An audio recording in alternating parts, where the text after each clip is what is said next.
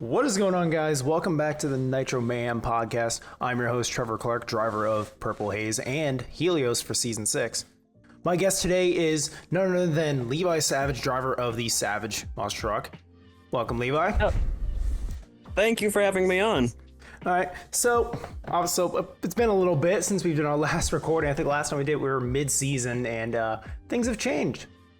We've obviously ended the season. Oh yeah. Yeah. We've so we're now in our little off season. We're doing of course we have other tours happening that we're partnering with, and while we're going to talk all that, of course, with chit chatter, all that fun stuff. So first off, who the hell are you? What's your background? Well, I want to say I started driving around beginning of the season, so that was October, and then it kind of just spiraled up from there. Background, I'm not really an interesting person apart from that.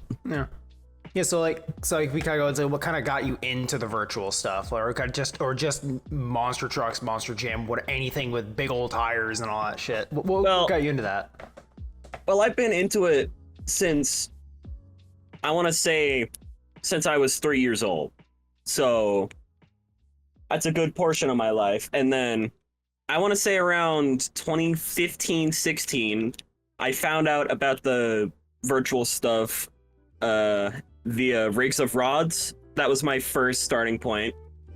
And then come 2020, I learned about Beam Monsters and the CRD chassis mod.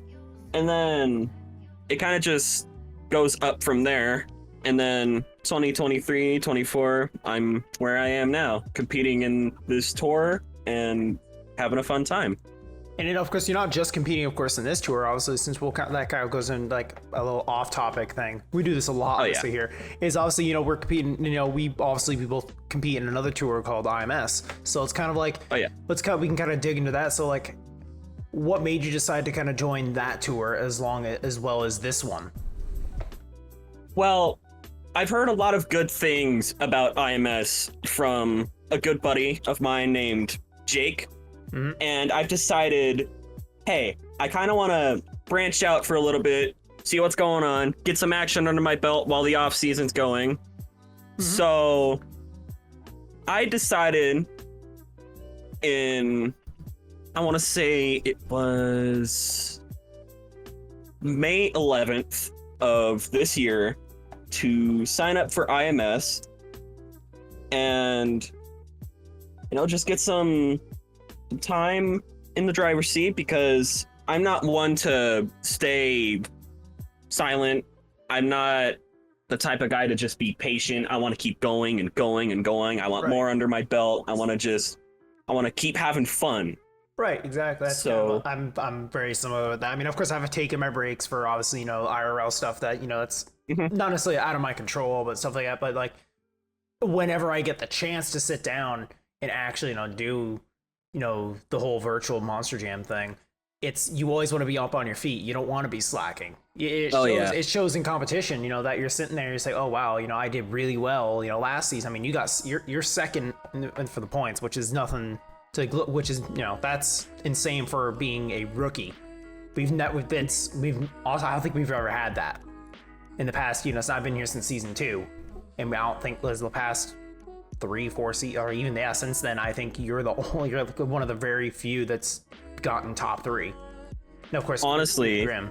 So like that's a big applaud to you for rookie season to, not be only 88 points behind, the points leader and champion Monster. So honestly, to get there, I just tried my best, gave my truck everything I could give it, and most of the events it didn't work. If we go back to, I want to say round 23, or yes, I think one of my lower. Your lowest event was round 20. All right, but that was your lowest for like points wise. You got 26 points, but even then, like that's not terrible. Like you've tied with other competitors. You've tied with, oh God, who is that on the other end of the spectrum? I mean, you were right there with Knockout, and Knockout, that truck, TJC he's a really good driver. So like, you're on the upper side of the field. So you still, no matter what, even at your lowest, you're still a higher up there, maintaining, at least your top 3 position. I honestly, yeah, I've just kept trying, and it got me to where I am now. And it's wild. So you talked about your truck though. Let's talk about Savage here. So Savage, it's one of my favorites out there. I've loved the designs ever since the day I've seen it. Obviously the most recent one I really enjoy. I love the theme you've got going on there. So what? Oh yeah. So what kind of got you to name it or get a truck and name it, of course, after your last name? Well, I kind of got inspiration from Team Mentz because, Tom Mentz, Team Mentz. I just want to say it was the last thing that came to my mind. I had no ideas for names, so I just thought, why not use my last name for that? And then since then, it's just kind of stuck, Levi Savage in Savage. I really wouldn't have it any other way. I wouldn't want to rename it. I would just want to keep it as what it is now. It rolls off the tongue really well too. So makes it easy for us and, at least for the commentators, or then us obviously like doing the podcast, stuff like that. And by us, I mean me. But like, it just makes it really easy to remember you. And then like, now of course there's other people, they've set in stone with their trucks. Like Supernova, that's Jake. That's 100%. Nick, and then you got Nick in Psycho Circus. That is 100% him. And then you got Lotus and Hightail, Cosmic. Exactly. Or in some of the older people, in some of the people that have been around since the early days, Dixon with Prawn. That is his truck. So of course, and you're part of that where it's like you've already you've set stone. Okay, say Levi's Savage, that is him. And so now with the truck, obviously with the naming, like, do you have like actual like a meaning behind it, or is it just kind of like, oh, it's just my last name? Hey, fuck it. Well, there's 2 different meanings. It's one end of the spectrum. It's just my last name. It's like, hey, this is pretty cool. The other side of the spectrum is it's kind of a tribute to my father because, well, I can't really say or come up with a good reason, but I just named it after him because I love him a lot, and he's one of the original guys that got me into monster trucks in general.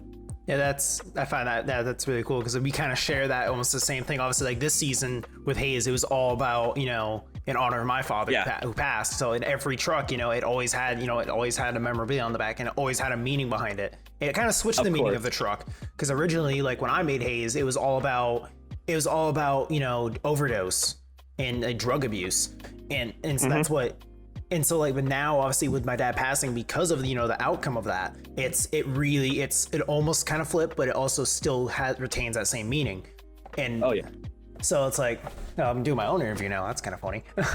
So it's cool. I find that really cool that we both did a kind of and at least for me, in memorial to him, but you're also dedicating your truck to your father. So that's really, I find that really cool. That gives me hope for other people to kind of try to make other trucks like that, because some people, it seems like they just kind of pull names out their ass and just it works. They can't think of a name behind it, or they can't think of like any meaning.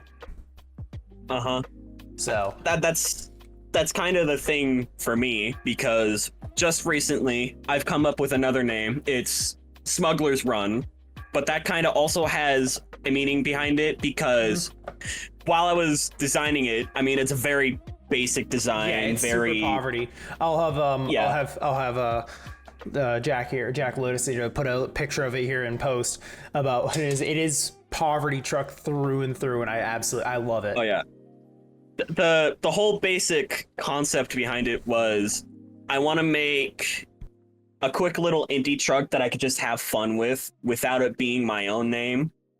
And when I was listening to it, I was listening to Dr. Feelgood a cover of Dr. Feelgood from the Mavericks, and that kind of set me. Oh yeah, that kind of set me in tone with. I kind of want to make the meaning behind this, like smuggling drugs throughout wherever it's going. You know? Yeah. So I originally thought it was gonna be like kind of like the Moonshine era during like that. That's why I thought that's where my mind thinks of it, because I've always dabbled. It really ties in, because I mean NASCAR started because of that, and yeah, and if you like NASCAR, you're gonna like Monster Jam or vice versa almost. So it's like that's where, at least that's where my mind goes up. But even then, still smuggling some type of paraphernalia, whether it be drugs, alcohol, whatever, that fits that truck so well. So like that's pretty cool. That was another question. Was do you plan on doing other identities? But you've kind of already answered that. So well, there was one more identity I had in mind. It's probably not going to come to fruition, but there was one that I have in the back of my head. I gotta go back and look through the concepts I've had of it. I think it was going to be called Mentally Insane, and I wanted it to be like this kind of grungy, punkish type of truck that looked really cool. But then when I tried to put that design out from paper, it just never flowed well on the desigine, Yeah. I almost just trying to do a tryout for my team over at Mental Motorsports almost, because that's what we're all about. Is that it's like all my trucks for the team, they all have some type of mental meaning. Like medical misconduct is all about PTSD for our war veterans. Paranoia is about voices in your head, and like in Purple Haze, drug overdose and stuff like that. And I've got so many other designs I want to make, but I don't have the drivers to fill them. So it's like Nick's is about, I don't know, his is all about like, I wouldn't have to ask him, because I mean, I'll have to ask him whenever I do my next recording for him. But like his truck is so grungy that it fits the overall team theme that it works. So like, oh yeah. So with that, I think with yours, I mean, you just have to like think about, okay, like what are the actual like attributes? What kind of attributes can you do? Because I mean, grunge and that type of like theme you're going for fits super well together. So if you could do, so as long as you find a flow that will just work with the name, you'll get it. It takes time. It's just, yeah, you'll figure it out. You'll figure it out. Oh yeah. I have been still working on designs for it. I've never really gotten to one that I actually like a lot, but we're still cooking that up in the brain, so it's probably going to take a pretty long time to get that done. Hey, art takes time, is what they say. Oh yeah. Okay. Well, so we talked about your trucks, all that stuff. Well, normally I would go with like event standings and all that, but obviously the season's over, so we'll go with our alternate questions of how personally did you think you did, as a person, how well do you think you did in the season, especially being a rookie?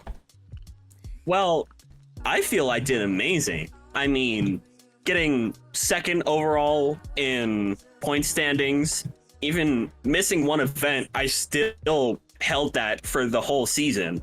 And I'm like, I look back on it frequently, and I just think to myself, I don't know how the heck I did this, but I want to say that's just a part of the feeling, It's like, it's amazing how I did this, but I don't know how the heck I did it. Yeah. I mean, that's kind of like with season 1 of Darkstar. I got second, and of course, I was still going against people with the same people. Like I was, was Austin, Squid, Steeples, Jake, and somehow I was second next to Jack Lotus, the owner of the league. So it's like, I know that feeling. It's like, how the hell did I do this? Like, because we always talk down on ourselves. We're the biggest critic. We always think we do bad, but in reality, people say, no, you did well. Like I'll look at my own standings. I did fairly decent. I've had a lot of lows, obviously, a lot of sub 20, a few sub 20 runs, but I've never had anything lower than like, oh yeah, not a lot. So like, yeah. So like, and with you, I mean, I was looking actually at all this, like, I said, round 1 was 25 points, but that's the lowest. from there, 36, 37, you jump down to 28, then back up to 39. So it's like you're averaged out so well. Yeah. That's the fun part about it. I bounced up so many times from the lows back up to the highs to the mids.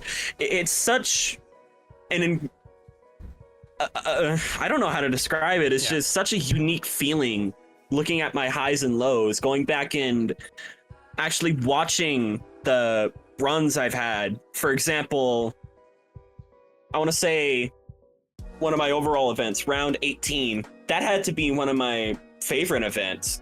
Or back in St. Louis when I won racing for one of the first times of the season. That also had to be one of my favorite events. So, all right, give me 1 second. I'm going to pause the recording real quick. All right, so now, what are your plans for next season? Like, obviously do well, but like, as everyone, but like, any certain things you want to do, certain tricks, certain tracks you're excited for, what tour you're going to do? Because we're going to do multiple tours next season as well. I do want to go ahead and go for Interstellar Spectacular because I have, well, I would say me and my team, but it's all just really me who did the design. I designed a whole specific Savage for that tour, and I think it'll fit really well on there.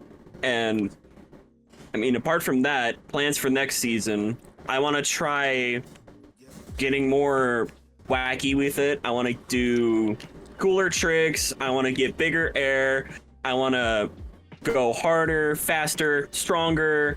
I want to just take it up to 15 from where I am now.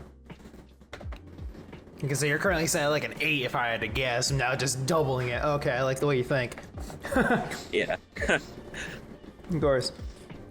All right, so say, the whole virtual stuff kind of like ends, right? Just out of nowhere. Yeah. Say if it just ends. What are your plans to do after that? Like, do you have plans of eventually trying to do IRL stuff to try to put your foot in the door, or what? Oh yeah. Yeah, of course. I do, when I eventually do get older, I want to try and put my foot in the door to get into the more IRL stuff. I want to try driving for Feld sometime soon, because that's one of the big things on my bucket list, to drive an actual chassis in competition, to do good and just have fun. But apart from that, if it all just eventually ends suddenly, I would just go about on with my life. I would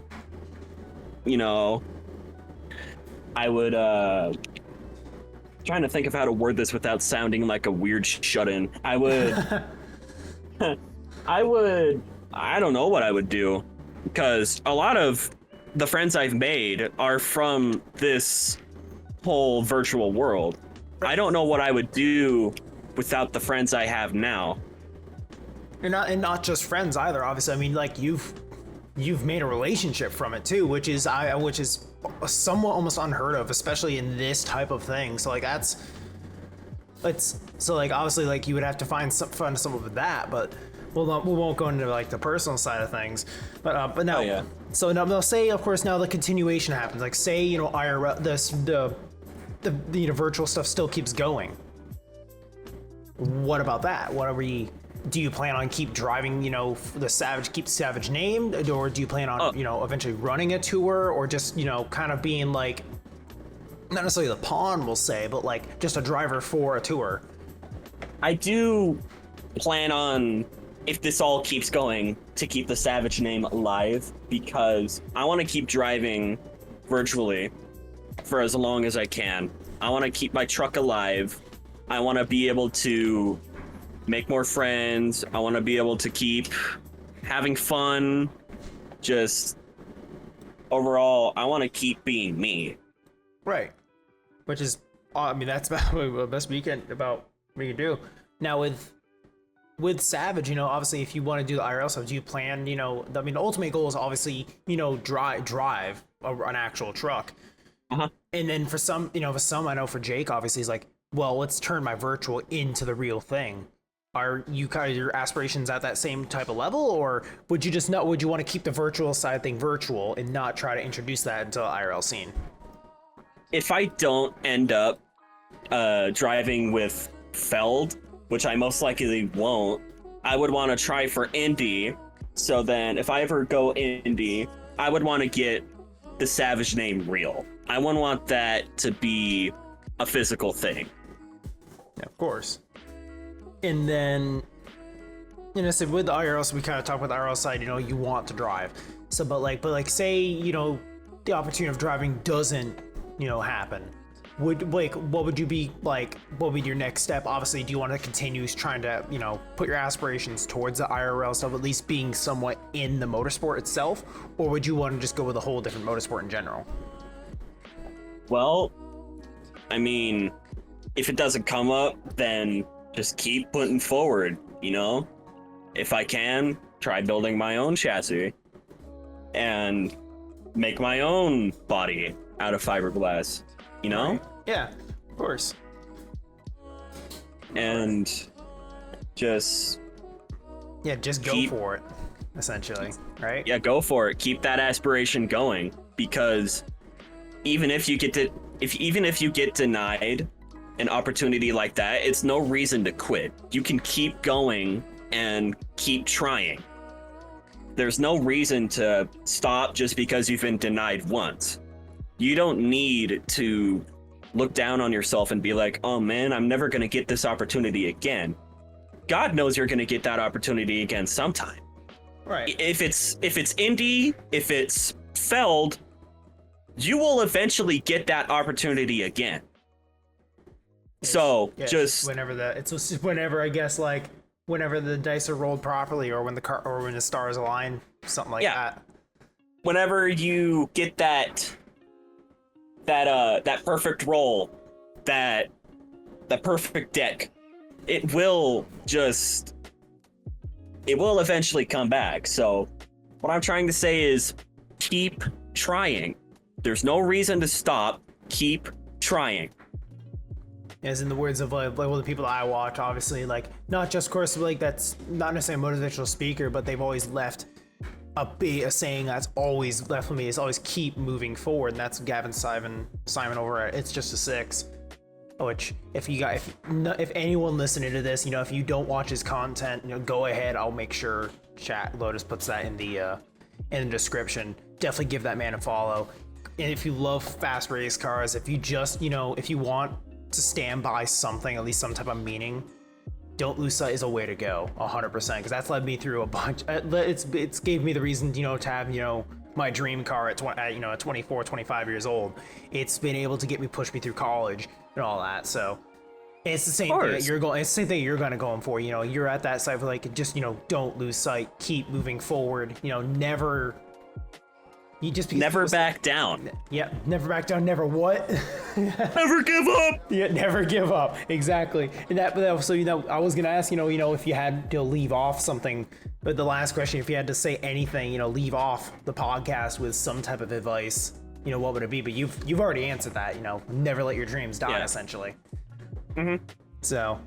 That's good. It's good. I'm glad, glad, of course, to have you on the podcast. Is that if you guys, want any certain driver from the tour, please let us know in the comments below. Shoot me a DM, or just, contact us on social media if you want a certain driver or you want a certain topic. Because we're not going to just interview drivers. We can have different topics as well. Like, we'll talk the IRL stuff. If you want us, to react kind of what's happening in the IRL Monster Jam scene, or just anything monster trucks or whatever motorsport, I'm down for it. But hey guys, thank you guys for listening. Levi, it was a pleasure having you on. It was a pleasure being here. And we'll see you guys in the next episode. Peace.